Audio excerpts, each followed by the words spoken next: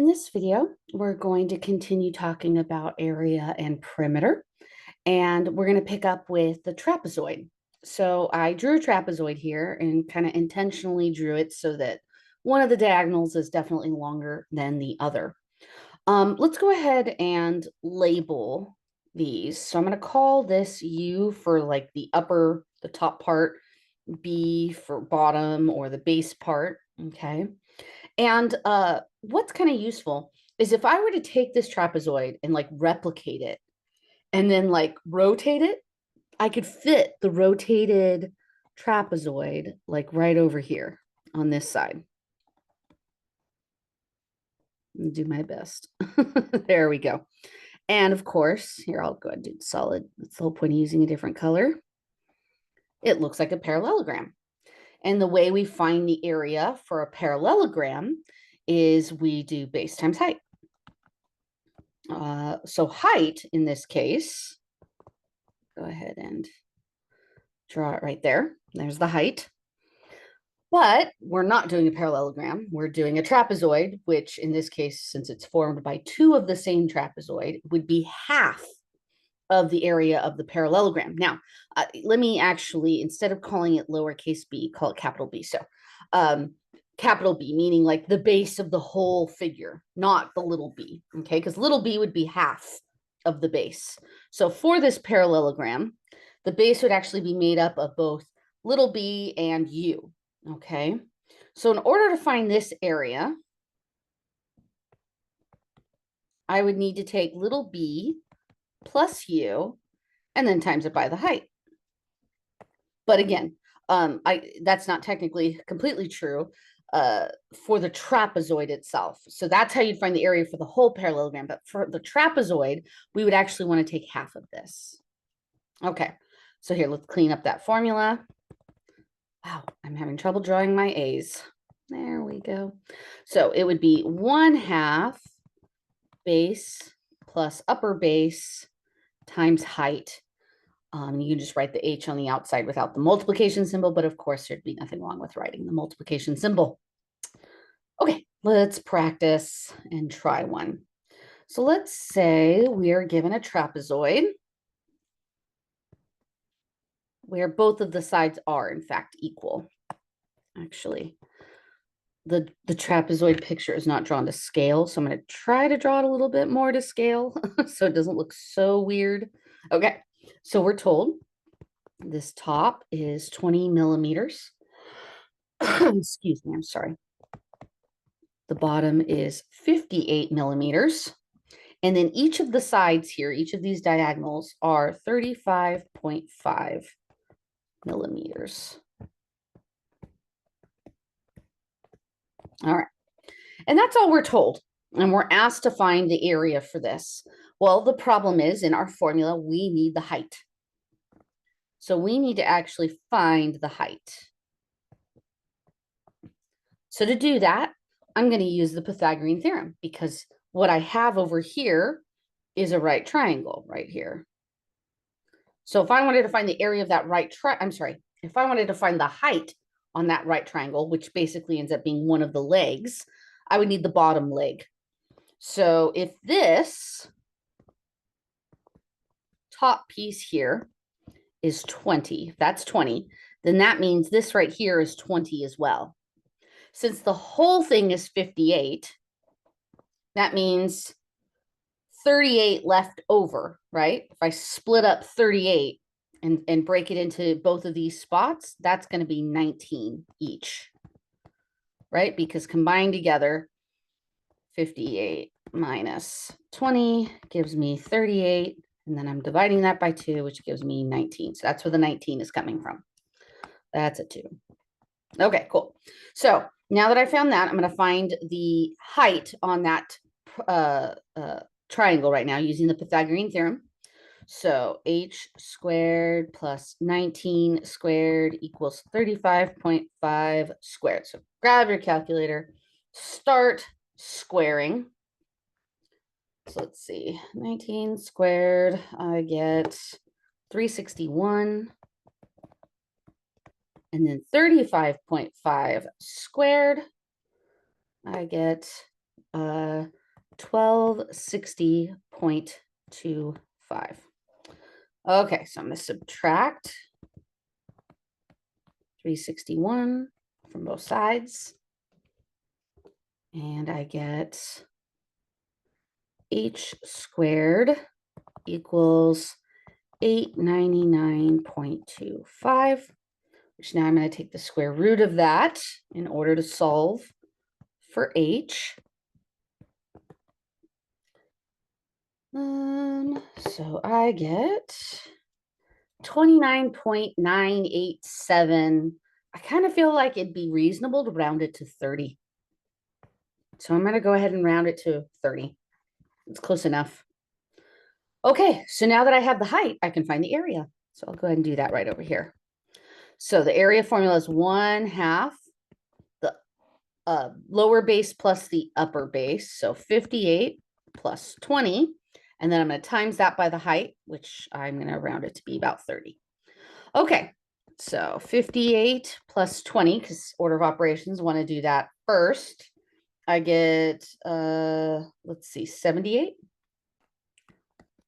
And if I plug this all into the calculator, 1/2 times 78 times 30, I get 1170 millimeters squared, since we're doing the area.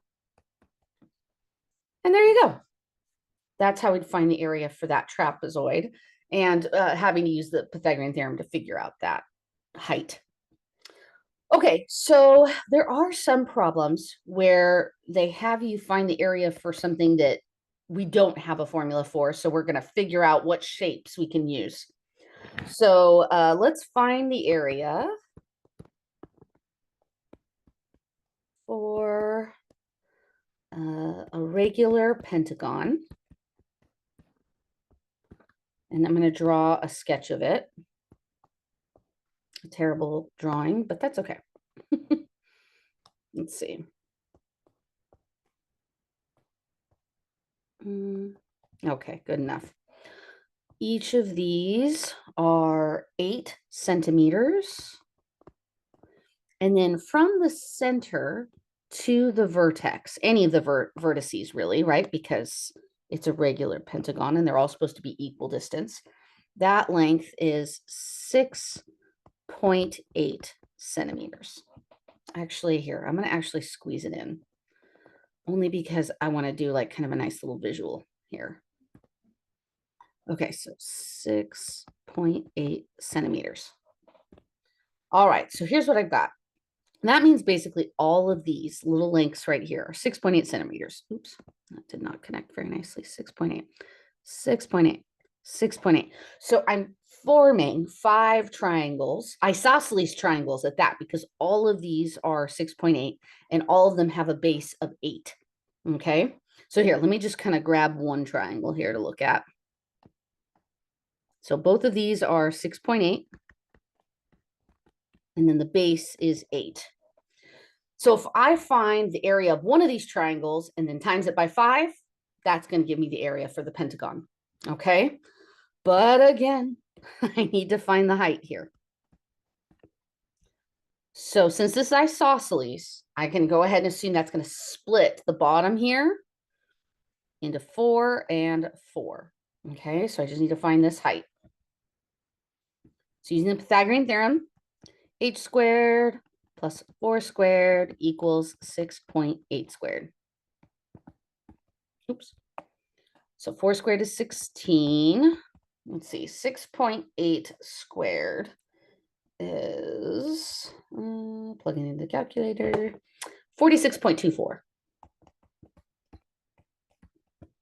Subtract that 16.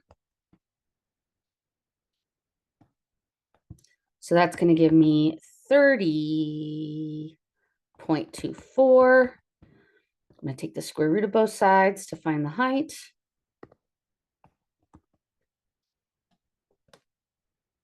And I get, okay, 5.5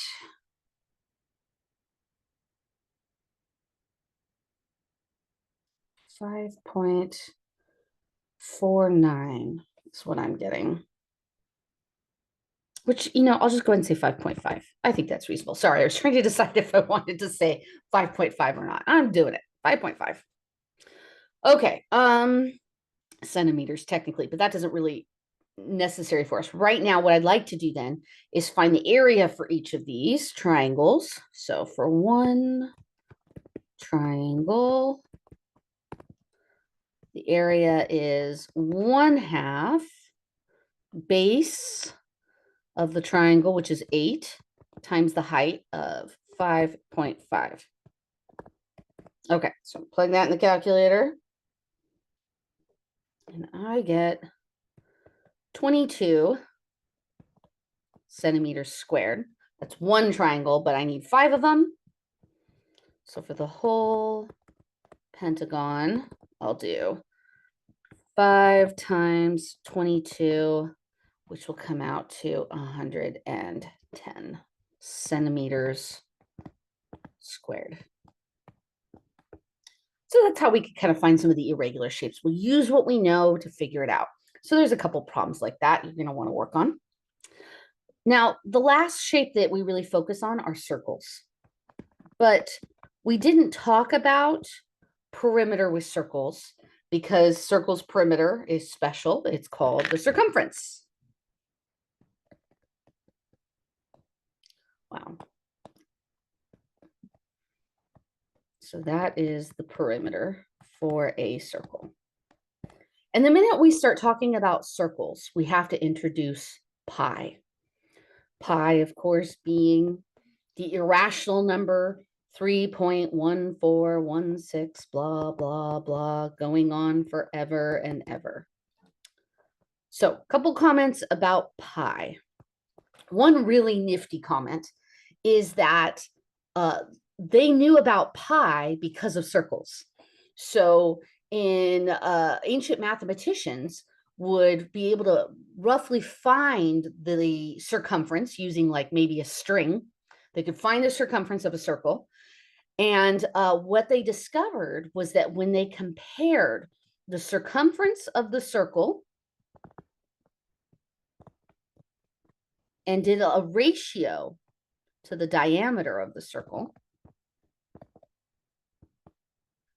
that ended up equaling 3.1416, blah, blah, blah, no matter which circle they looked at.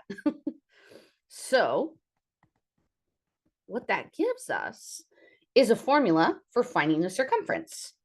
So if I take and this little circumference divided by the diameter equals pi and multiply both sides by the diameter, like doing a little bit of algebra here, I get pi times the diameter is the circumference.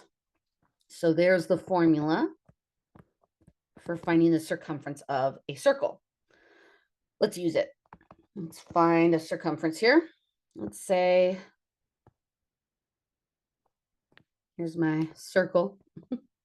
And let's say we're told that the radius is 23 inches. All right, like to find the circumference.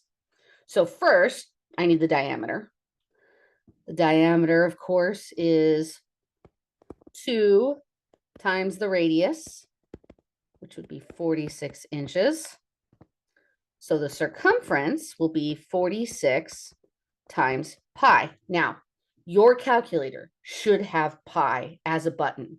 It might be its own button, like on my calculator, there's actually a button for pi, but you might have to hit second or shift in order to actually access pi. I want you to use the calculator's version of pi rather than the approximate 3.14, okay?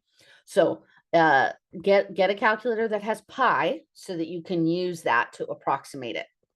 Okay, so plugging in then 46 times pi on my calculator, I get 144.5 inches.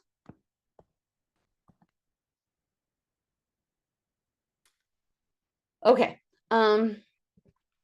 now let's talk about the area. Oh, by the way, sorry, I should take a second and mention If you didn't use pi, you would have gotten a slightly different estimate because it was rounded. So please, again, use pi on the calculator to get a more accurate answer.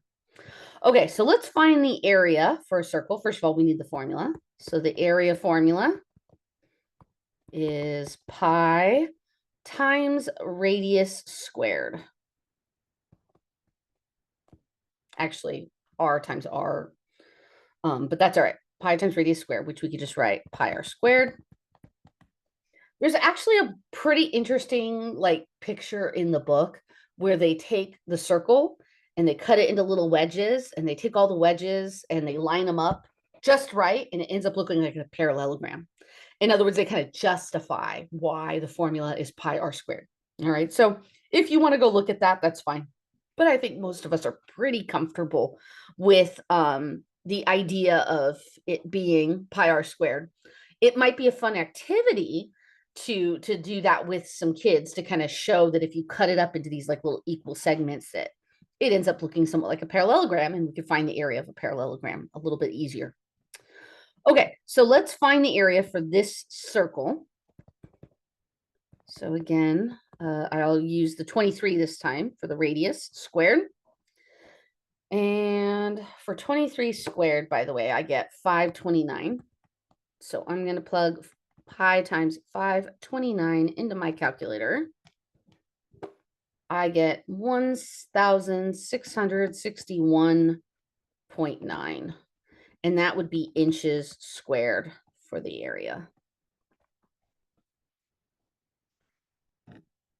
And that is how we work with the circles. So we introduce pi, and it really has to be kind of done in the calculator in order for us to actually find these areas with the accuracy.